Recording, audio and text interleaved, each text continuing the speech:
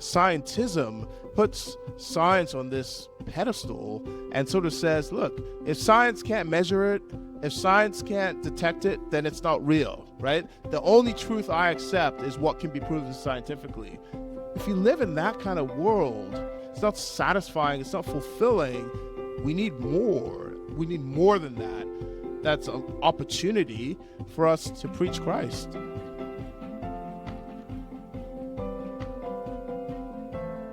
Hans Madueme is professor of theological studies at Covenant College in Lookout Mountain, Georgia, and serves on the editorial board for the journal Themelios.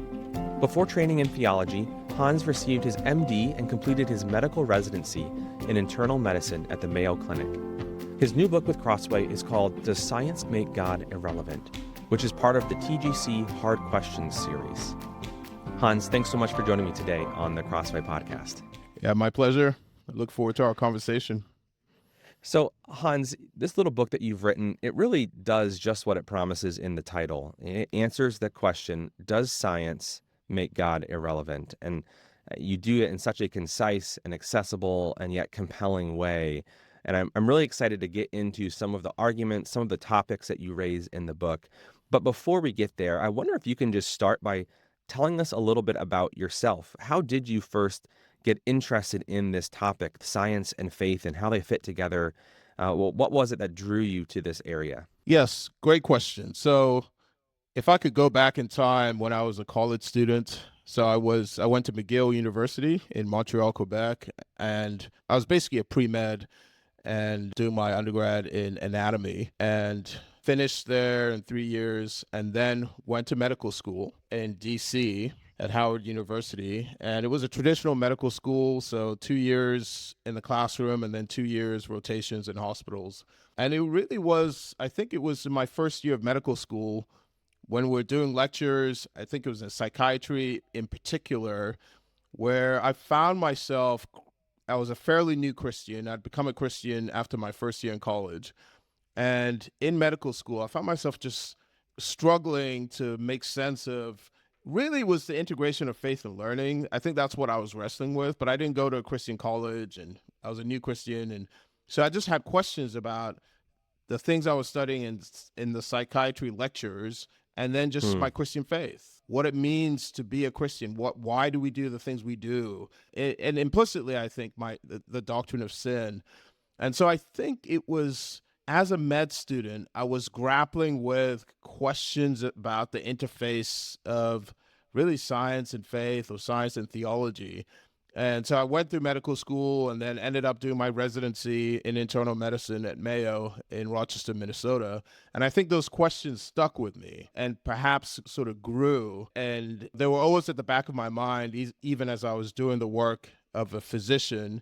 And then when I finished my residency, which is a 3-year program, I then ended up going to seminary at Trinity Evangelical Divinity School, and now I'm studying the Bible, I'm studying theology, and I was always interested in thinking about wrestling with the theological questions raised by science, particularly as we think about various Christian doctrines, particularly like the human person and the doctrine of sin.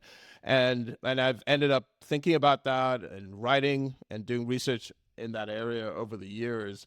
But I think the germ of that, where the seed was planted, was when I was a medical student. Yeah.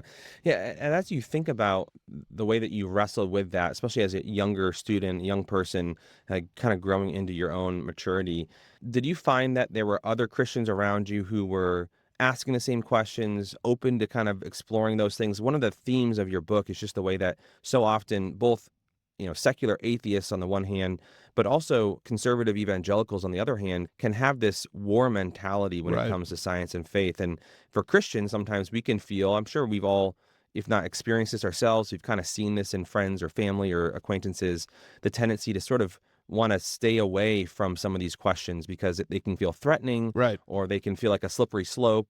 Have you ever experienced that as you were kind of working in your schooling? To be honest, back in those days, I think it's a while ago, it was a lonely sort of journey. I didn't feel, there weren't really any people around me that I could discourse with or bounce ideas off of. And what I had to do was I had to get online and find physicians in the US and sort of do a little Sherlock Holmes stuff to figure out if these were Christians. And so I ended up corresponding with doctors in other parts of the US and just throwing them my questions. And then they would then recommend books and articles for me to read. And so for me that was actually how I started to make some progress and find some answers to the questions I was asking. So just really patient physicians who just, getting these random emails from medical student. And so that's how it started off for me. But I think for students who are, if a college student went to a Christian college here or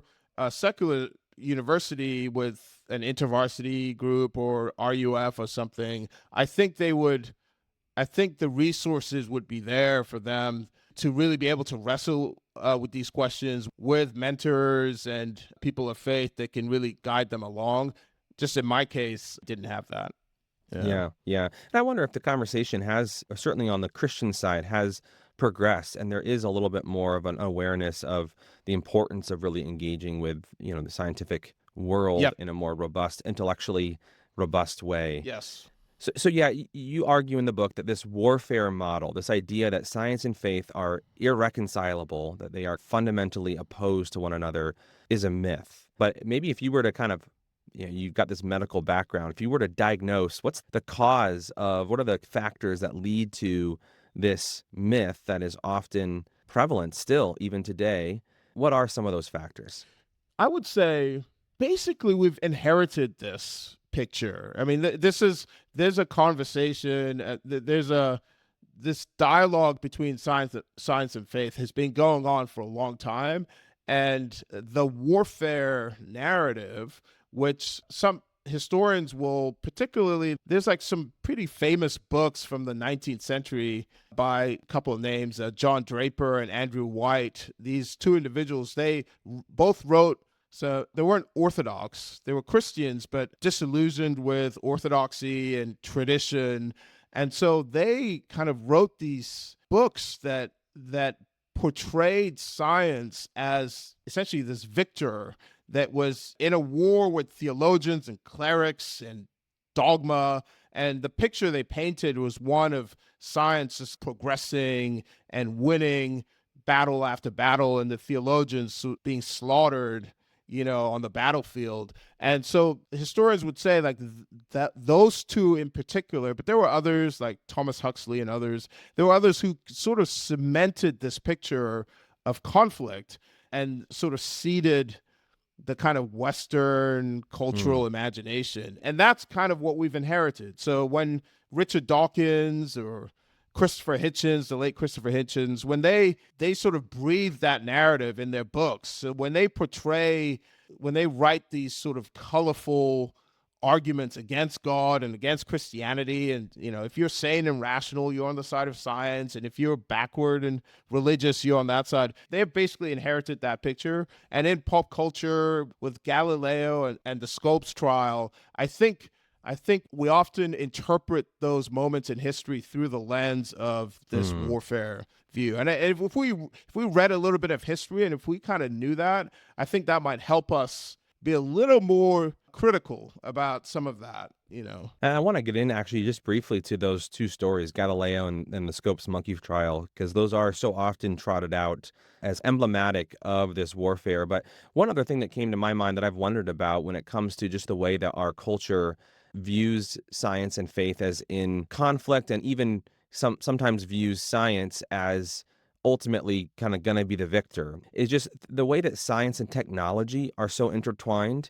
Science has led in the last 100 years or so much technological innovation that has radically changed our lives, oftentimes for the better. I think of the way that the world is, and world poverty and hunger, and just so many of the advances that have come about, not through religious reflection where theologians are writing some tome that changes the world. It's the guy who discovers how to genetically engineer food to produce far more of it than ever before. How has the advance of technology impacted the way that we think about these topics. Right. I mean, I think that's a big part of it. And I think what you just described or summarized, I think that's the reason if CNN or MSNBC or Fox News, if they're covering some, whether it's COVID, say it's COVID or something significant that's affecting the whole society, and they want an expert, they want to interview an expert to sort of give some reflection and to help us sort of understand what's going on. Yeah. When's the last time you saw them interviewing? Yeah. Oh, here's a theologian from Wheaton College, and no, you're gonna get. It's gonna be a physician from Cleveland Clinic, or it's gonna be a scientist, and because for the audience, for the rest of us, we really respect scientists. At least, well, we could talk about that, but we used to, Yeah. anyways. We really respect this. You open your book by talking about the rise in prevalence of flat earthers, Right, and right. the way that we do have this strand, even among non-Christians, Yes. of questioning science That's right. today. That's right. And So we'll get back to that, but it just sort of the traditional picture. Generally, people, if you have a PhD in science, that means something, and that's significant, and partly because if you want to go on vacation and you're gonna use an airplane, we have phones, like you said, we have all this technology, and technology is built on these scientific principles, and so it's hard to deny all of that. And then when you look at theology and biblical studies, what we see, and this impression is not new for us, but you just see all these guys, there's all this disagreement, there's all this confusion, and it's not clear with all the division and fraction and disagreement. It's hard to know. Again, I'm thinking from that perspective. It's hard to know, like, what's the value of this? Whereas if you look, what does it all matter? Well, yeah, how does it matter? But if you look at science and technology, it's doing a lot for us. And from a medical perspective, if you got gallbladder, if you've got cholecystitis, your appendix is ruptured, you can go to the hospital, and surgeons can treat that. And so we know the value. And by the way, I would say the value of technology in medicine, I think it's also important to realize from a Christian perspective, that's not like a bad thing. And actually, from a Christian perspective, that's a gift from the Lord, that we are able to use medicine in that way to bring healing, to bring relief from suffering, and for technology to sort of enhance our lives in the way that it does. Now, obviously, those things can become idols, and there are ways in which, untethered from devotion to the Lord, medicine and technology can wander off in dangerous ways. But I want to emphasize that in and of itself, those are good things that we should give God. We should be thankful to the Lord for what he has done. But I do think, again, going back to your question, I think part of the problem is we don't see the value in theology and tradition. The value of science and technology is so obvious and so dramatic and so astonishing that whereas maybe 300, 400 years ago in society, your average person is going to be very sort of, you respect the theologians, you respect the pastors and the priests and so on. It seems like in our day, it's inverted, and people need to be persuaded that theology is valuable. Yeah, and let's go back to the couple case studies that you mentioned that often kind of loom large when we think about this division between science and faith, or science and religion, or the religious establishment. Right. And the first one would have to be the story of Galileo.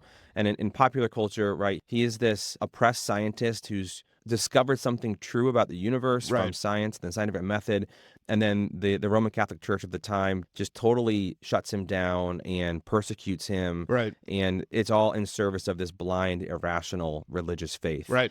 But you argue in this book that that's actually not really an accurate picture of how things actually happen there. So just briefly, help us understand how that departs from the actual historical record. Right. So I think the way we normally think about it, whether it's from some movie we've watched or something we've read, is if you go back to that warfare mentality and you've got sort of science on one side, tradition, theology on the other, the way we think about it is Galileo represents the enlightened scientific view, and then the Roman Catholic Church represents what's oppressive about religion and about theology.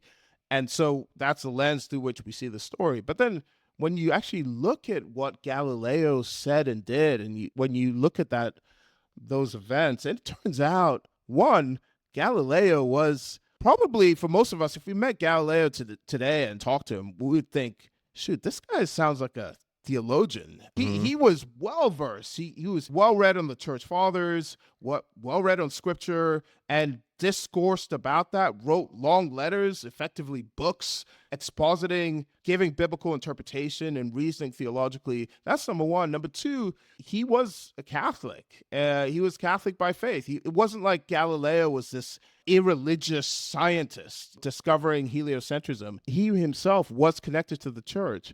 And on the other side, when you look at the Pope and the Roman Catholic Church, many of the religious leaders, or at least some of the religious leaders, were actually they appreciated what Galileo was doing. And he received commendation and letters from religious leaders who admired his work. So one, just that fact itself, kind of, you realize, oh, okay, this is a little different from what I thought. Mm. And then now, yes, there was some tension, but the tension kind of, the reason that this became really difficult was that geocentrism, the idea that the sun revolves around the earth, that view was tied to a whole way of understanding the world related to this guy Aristotle, the philosopher Aristotle, and another guy called Ptolemy. That whole way of seeing the world, the Catholic Church had wed itself to that whole picture. So to undermine that and to say, well, you know what, geocentrism is just wrong and it's heliocentrism, that would be significant. And so I think that, so part of what was happening is with Galileo and the Catholic Church was some of the Catholic leaders didn't want him. They were just saying, hey, you can do the research you're doing. We're right behind you. Just like when you're writing about it, don't say that this is a fact.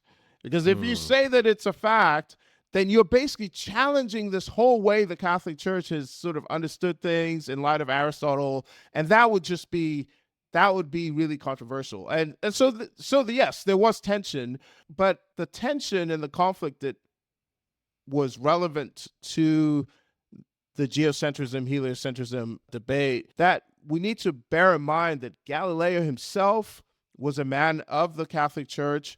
We also need to recognize Catholic leaders sometimes some of them were supportive of what Galileo was doing. So it wasn't as black and white as we often tend to think.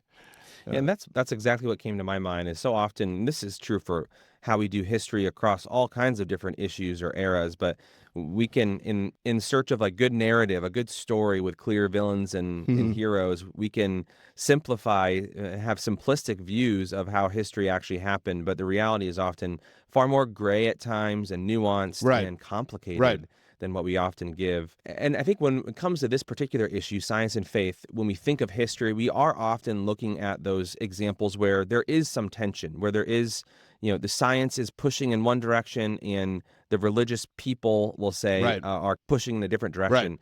But one of the things that you draw out in this book that others have also noted is just the way that actually, when you look at the whole picture and kind of keep all of it in mind, all the evidence in mind, there's a lot of support for the idea that actually it was specifically religious convictions, theological convictions that paved the way, that pushed science forward in many different ways. I wonder if you could speak to that a little bit. Right.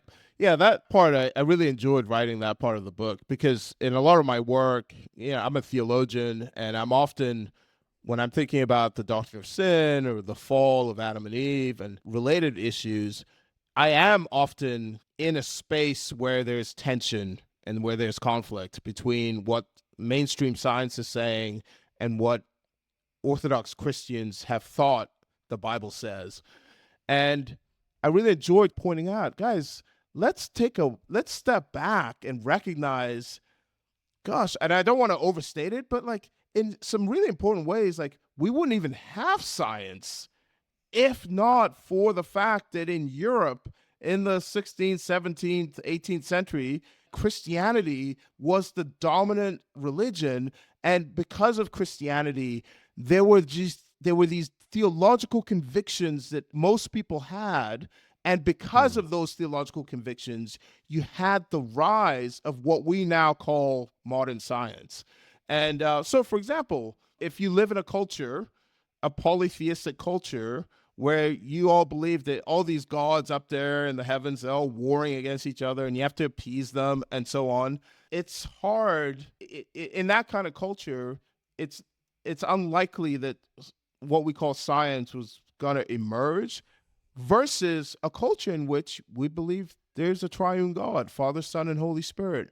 That God is a good God, right? He's a good God. And because he's a good God, his creation is good. And that creation has an intelligibility about it. Like we can go and we can study the world, we can examine it and look at how it works, peek behind the curtain to see how what's the mechanism of this and that feature of the world. Now, if you were actually, I meant to even say, if we're Gnostics, like in ancient Greece, and we thought like the material world was like evil and that matter is bad. If you have that view of the material world, why would you spend all this time studying it? Why would you spend all this Hmm. time examining and investigating the creation? But for Christians, we don't say that matter is evil. In fact, we would say like the Son of God became incarnate. God took on flesh, and in taking on flesh, he shows that this like actually matter is good, matter is from God. And so it's theological convictions like that it made sense for these men and women to go out into the world and to study it and to ask Hmm. these questions in a way that wouldn't have made as much sense in other cultures with other religious convictions. So it's those kinds of things that I probe in the book, and particularly for someone who's sort of been steeped in the warfare mentality.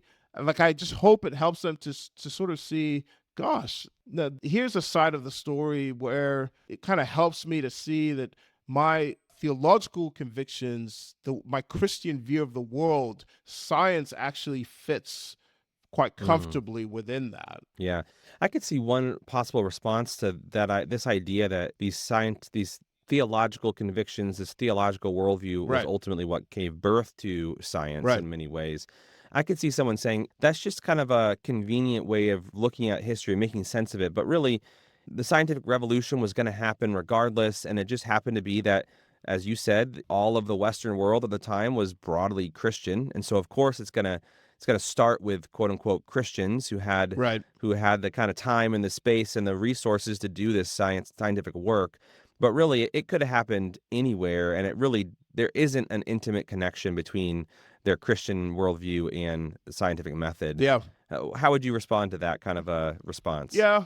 Okay. So, I think on one level, I would want to sort of agree with aspects of that in the sense that it turns out that Islam had played a role in the rise of science, and Islam is not Christianity. So obviously, there's another religion, and Greek philosophy as well had a role to play. So it wasn't just Christianity, but Christianity played a big role.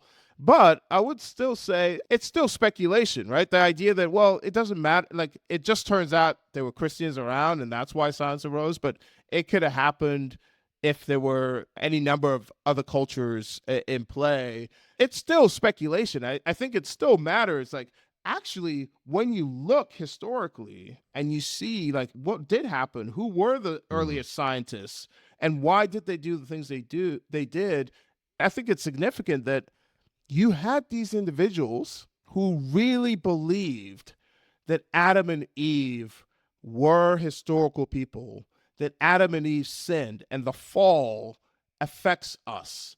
It affects us, body and soul, and affects our minds. And so this Francis Bacon believed this because Adam's sin affects us today and our minds are affected. We can't trust our minds, right? Like you can't just sit in an armchair and be thinking, oh, you know what, this is how the world works and this is the meaning of life. Your intuitions and your rationality is in some ways suspect because of the fall. And so because of that, you had these 17th, 18th century natural philosophers, or you can call them scientists, but you had these early scientists who then said, we can't trust our minds to understand the world. And so we need to go into the world and we need to look and see what is actually there. We need to, Mm, and that's a historian called Peter Harrison in Australia. He wrote a great book kind of showing how it's gonna amaze you, but actually the fall of Adam and Eve was a really important reason that empirical science developed, because they realized we mm. can't trust our minds, and so we need to go out into the world, look and see and measure and actually see what's going on. And that kind of gave birth to sort of the empirical method. That's what happened historically. Could it have happened a different way? Well, maybe, but we don't really know, right? So I mean, I Yeah. appreciate the objection, but I do think it counts for something that historically we see that Christianity did play an important role. You know? Yeah, that's one of the pitfalls of doing history. Is so often we can look at history, look at historical events, look at decisions that people made and actions that were took, and we can almost neglect the explicit rationale that those historical figures Yeah. gave for those actions, Right. and we can want to attribute things to just broader historical movements as if these things happened apart from individual choices and motivations and Right. decisions. Right. Yeah, and that really well said. And I think that's what historians today, especially Christian historians, when we're thinking about science and faith, they often the big advice they'd give is, look, instead of sort of trying to come up with these grand stories, instead of trying to have these theories about what's going on, the more respectful thing to do and the more reliable thing to do is actually look at what is that particular scientist doing? What is that scientist Mm. saying? Look at that theologian in the 18th century. What is he doing? What is he saying? Let's look at individual cases rather than imposing our own sort of picture or narrative on Mm. them. So one natural follow-up question that I know I've wrestled with, I've wondered about before, if indeed science, the scientific method, the scientific project writ large, fits best within this Christian worldview that views a creator God as ordering the universe in a certain way that's understandable to us as humans, as Right, his creation. right, We have access to the real world through our senses. right. Why is it that such a small percentage of professional scientists in the West today are conservative Christians? I don't know the exact stats, but I've heard them that it's significantly a smaller percentage than that of the general population of the country. Right. And that's the big irony, and in some ways, something worth lamenting. I think, because I think that wasn't the case, that wouldn't have been the case 200, 300 years ago. Most Mm. of those scientists would have been Christians, men and Or women, deists at or deists, least. that's Yeah. right, some way connected with the church. And now it is the great irony. And I think, I don't know that there's one simple answer, but I mean, I think one reason is that, particularly like, say, a field of like biology, say, I think a conservative, so say you've got a Christian like that, high school student, and you're studying science and you're trying to figure out what you want to do with what you want to grow up and be, and you realize that, hey, in this particular scientific field, most scientists in that field, most of the textbooks, they're all saying and teaching these things that contradict, outright deny what is really central to the way my church sees the world, what is really central to the way that I understand the Bible. Then you could see how a young man or young woman like that would sort of say, okay, I still love science, but I'm maybe just gonna go into the heart, like physics, or I might do something where I don't see that tension, right? Whereas if Mm. I go into biology and I do a PhD in biology, I'm gonna have to deal with this stuff, and it's gonna cause this kind of cognitive dissonance, and or I may end up being a biologist that has views that people consider ridiculous, or I may end up having to just sort of revise my view of the Bible and my view of Christianity in order to reconcile those two. So I think one reason is just that conservative Christians are sort of self-selecting in some ways. And Mm. so that's one reason. Another reason, I think, so this is kind of a bit, I don't want to sound like a rebuke, but I mean, I do think some conservative churches do very stridently teach and portray science and faith as being these enemies. And so, Mm. and then you get young people growing up in those settings, and so they've sort of drunk the Kool-Aid, and so they just sort of think, oh well, I'm never going to go into that field because Yeah. I've learned in Sunday school and I've learned from my pastor that those are dangerous. That's dangerous. Or if I become a biologist, if I become a chemist or whatever, I might lose my faith.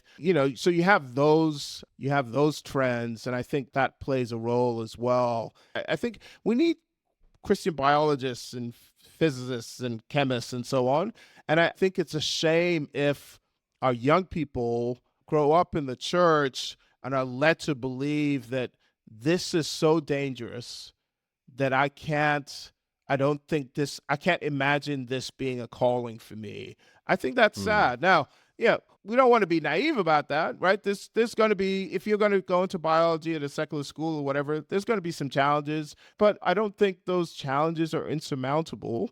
And it's supposed to be light in the world, and it's a shame if it's a shame that most Christians from certain traditions are not in those fields. I don't think it has to be Hmm. that way.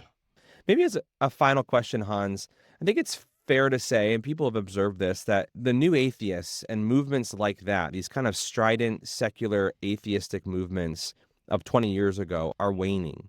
And in place of that, it seems like we're seeing a broader openness to religious ideas and experiences. Right. Maybe not formal religion and participation in formal religious services or denominations. Certainly, evangelical churches are not growing across the board in our culture today.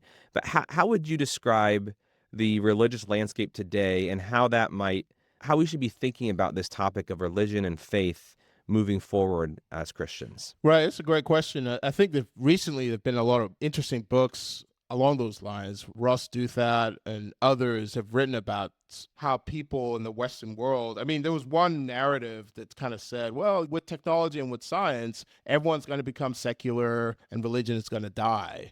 And it just sort of turned out, well, actually, that's not the case. And in fact, you're getting sort of the rise of all these spiritualities, neo spiritualities, and religious views, even in popular media, in film, and so on. So, how do we explain that? I think in some ways, I'll just say, one, I think that's not how God created us. The way God Mm. has created us, we're meant to worship God. And if we're not worshiping God, we're going to be worshiping something else. But we are intrinsically worshiping creatures. That's number one. Number two, I think there is a kind of a sense in which that worldview that which you could call scientism, like I with ISM at the end, scientism, where instead of seeing science for what it is, a gift from the Lord that we should receive with gratitude, but not turning to an idol. Scientism puts science on this pedestal and sort of says, look, if science can't measure it, if science can't detect it, then it's not real, right? The only truth I Hmm. accept is what can be proven scientifically. Well, if you live in that kind of world, or if you live in a world where that's sort of the dominate kind of assumption, I think what people are seeing is that that's an arid it's an arid kind of world, and it's not Mm. satisfying, it's not fulfilling. And so in some ways you could almost see the scenario that you're describing as a kind of reaction to the failure of a kind of secular scientific mindset, and people realizing we need more. We need Mm. more than that. Now you can come to that realization, and there's obviously from a Christian perspective, we'd say there can be all kinds of dangerous things or unhelpful ways in which you can be religious. But I still think the proliferation of these perspectives, in some ways, an indictment on a kind of Mm. naturalistic, scientific worldview, and Yeah. people A realizing, materialistic yeah, people worldview. realizing they Yeah. need more than that. And obviously that's an opportunity for us to preach Christ, to show people in compelling and attractive ways that that, as Augustine said, our hearts are restless until they find their rest in thee, O Lord. And that desire that you have, what you're looking for, let me tell you about it. So I think there's Mm. great opportunity there. Yeah. And what I love about this book that you've written, this short, concise book, is that it really does help to explain how the Christian worldview, the biblical story, has room for so much of what we value in science, so much of what it's doing, the vision, the heart behind it of seeing the natural world for what it is and explaining it and using it to God's glory. But Christianity also gives us the things that science alone cannot give us: value and meaning and transcendence, Right. things that I think we all long for naturally. It's just part of the human condition, is we know we need these deeper things as well. And so, Hans, thank you so much for helping us to understand a little bit better how science and our faith as Christians can and should be brought together as we move forward in our world today. Yeah, thanks. It's been a great time. Enjoyed our conversation, Matt.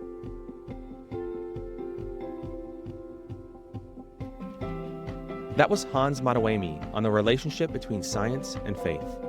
For more, check out his new book with Crossway, Does Science Make God Irrelevant?, which is part of the TGC Hard Questions series. Pick up a print copy of the book for 30% off, or get the ebook or audiobook for 50% off directly from Crossway by visiting crossway.org/plus.